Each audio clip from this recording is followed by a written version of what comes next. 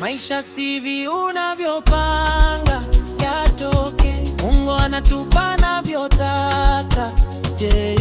Tunapambana usiku na mchana kupingana na adui yetu maskini.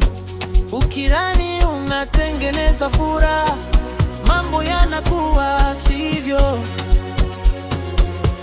Maisha ya dunia ni safari ndefu, leo unacho kesho una.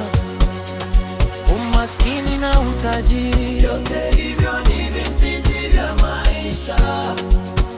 Unaweza ona amejipata, kumbe kapata kwa kafara. Vidole vya mikono havilingani, kila kimoja kina umuhimu. Hivyo usijifananishe wala kujilinganisha. Usimdara mtu, kila mtu ana maana duniani. Kesho imepangwa na Mungu, Mungu napanga nani apande na kushuka. Linda afya yako, jipende, furaha yako isitokane na mtu. Usichoke kupambana, peleka maombi yako kwa Mungu.